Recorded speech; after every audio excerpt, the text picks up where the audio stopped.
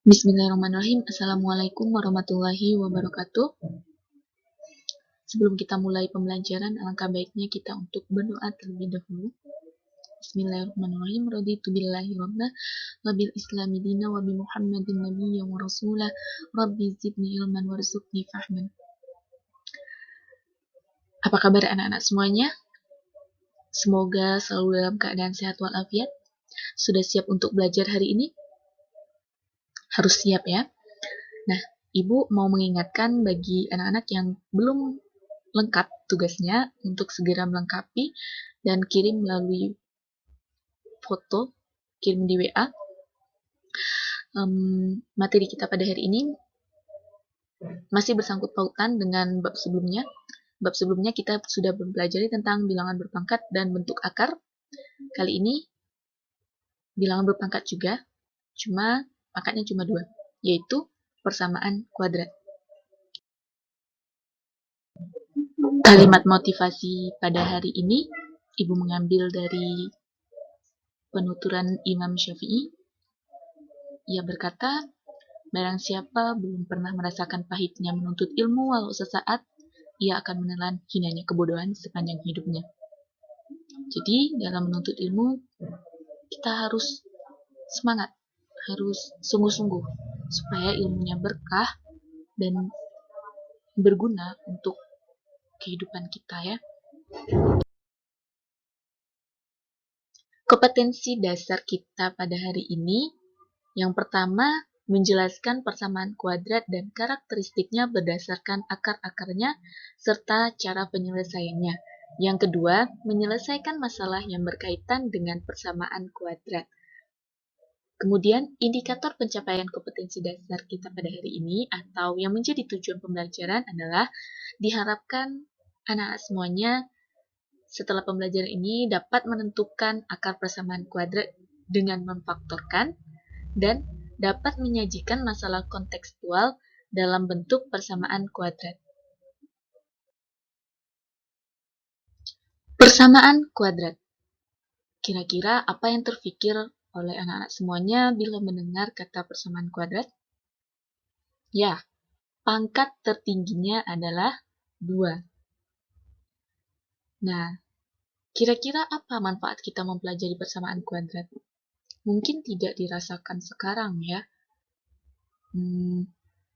Mungkin kedepannya ada yang mau jadi TNI ya.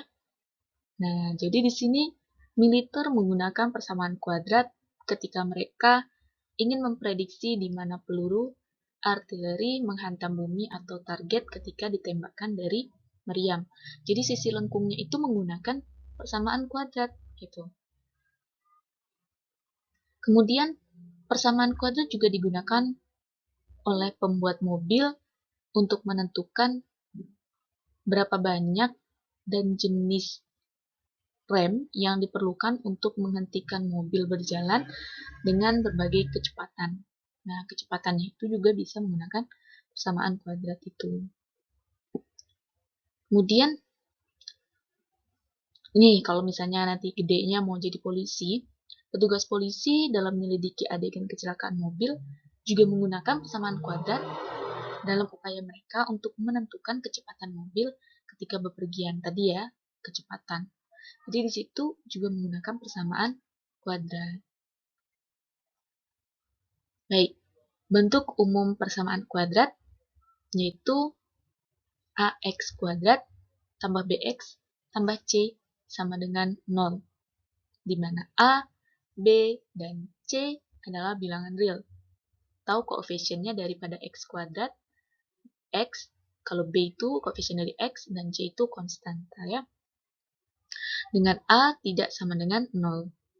Karena yang namanya kalau 0, berarti tidak ada persamaan kuadrat dong, ya kan? Nggak ada kuadratnya. Kemudian, kita masuk ke contohnya. Persamaan kuadrat lengkap. Contohnya, 3x kuadrat kurang 4x tambah 2 sama dengan 0, di mana a-nya itu berarti 3 ya, ditandai merah itu adalah 3, b-nya itu negatif 4, dan c-nya adalah 2. Jadi 3 koefisien daripada a itu adalah koefisien daripada x kuadrat, berarti C3 gitu ya. Kemudian koefisien dari X itu siapa? Negatif 4. Ya. Konstantanya berapa? 2. Berarti itu ada semua, berarti lengkap. Gitu ya. Kemudian persamaan kuadrat tidak lengkap.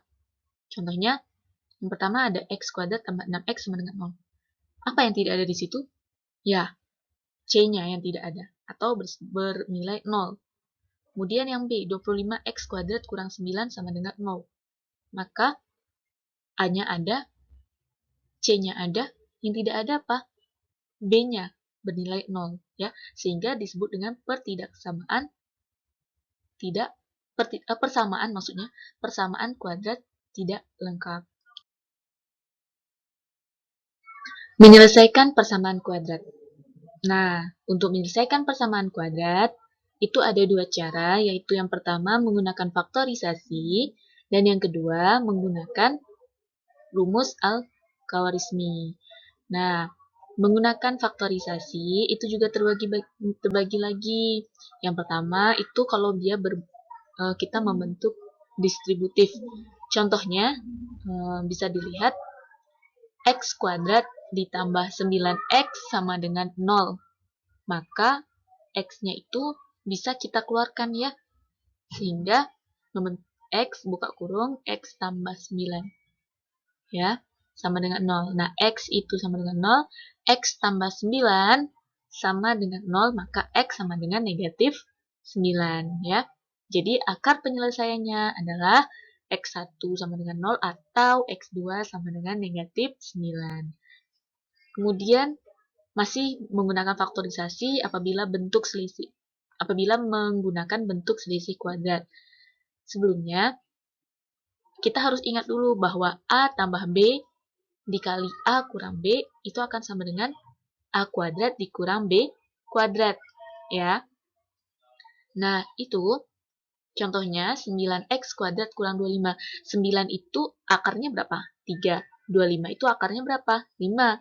Berarti itu adalah 3X ditambah 5 dikali 3X kurang 5. Jadi, kita selesaikan 3X tambah 5 sama dengan 0 menjadi X sama dengan negatif 5 per 3. Atau 3X kurang 5 sama dengan 0. Sehingga X sama dengan 5 per 3. Ya, itu caranya. Masih dengan cara faktorisasi yang ketiga, apabila bentuk kuadrat sempurna, ya. Ada A, ada B-nya, ada C-nya.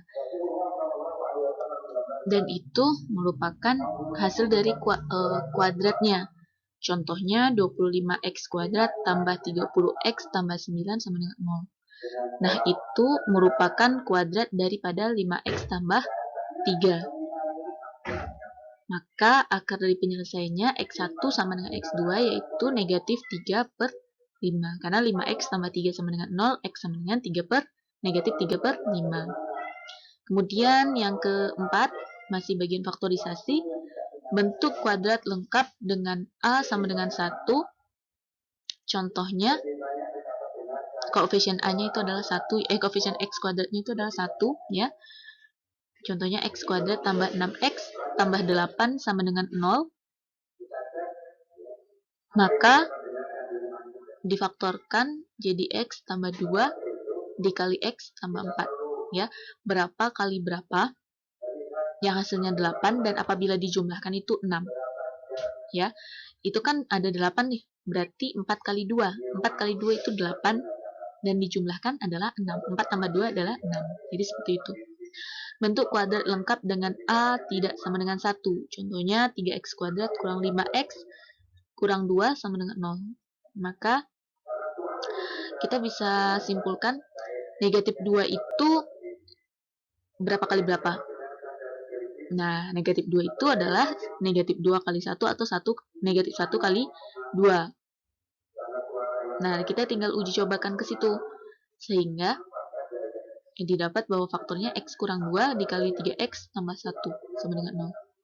Jadi, akar dari penyelesaiannya adalah X1 sama dengan 2 didapat dari X kurang 2 sama dengan 0. Atau X2 sama dengan negatif 1 per 3 didapat dari 3X tambah 1 sama dengan 0. Ya. Itu dia. Nah, cara yang kedua itu dengan rumus Al-Khawarizmi atau rumus ABC ya. Kita menggunakan persamaan AX kuadrat tambah BX tambah C sama dengan 0, maka X1 dan 2-nya sama dengan negatif B plus minus akar B kuadrat kurang 4AC per 2A. Contoh, kita ambil yang tadi di belakang, 3X kuadrat kurang 5X kurang 2 sama dengan 0, di mana A berarti 3, B negatif 5, dan C-nya negatif 2. Akar dari penyelesaiannya adalah kita tinggal masukkan ke dalam rumusnya. Sehingga negatif B-nya itu negatif 5, maka negatif kali negatif positif. Makanya di situ ada positif 5. Kemudian akar daripada negatif 5 dikuadratkan menjadi 25. Kemudian negatif 4AC, negatif 4 kali 3 kali negatif 2, hasilnya positif 24. Sehingga 5 plus minus akar dari 25 tambah 24, itu 49, sehingga akar dari 49 itu adalah 7. Yang bawahnya itu kan 2 kali A, maka 2 dikali A itu adalah 2 kali 3 sama dengan 6. Kemudian kita cari X1-nya apabila dia dijumlahkan, maka 5 ditambah 7 per 6. Sama dengan 12 per 6, itu adalah 2. Kemudian X2-nya apabila kita ambilnya kurang, 5 kurang 7 per 6. Sehingga hasilnya adalah negatif 2 per 6. Sehingga jadinya negatif 1 per 3. Jadi, kalau menggunakan rumus ABC ini, lebih cepat kita untuk menentukannya. Ketimbang tadi kita menggunakan faktor itu banyak mengira-ngira gitu. Pembelajaran kita hari ini selesai sampai di sini. Masih akan dilanjutkan lagi materinya, tapi pertemuan selanjutnya. Dipelajari kembali contoh-contoh soalnya dan materinya. Tetap belajar dari rumah, jaga kesehatan, jaga kebersihan. Jangan sering keluar rumah. Itu saja. Wallahu muwaffiq ila aqwamit thoriq. Assalamualaikum warahmatullahi wabarakatuh.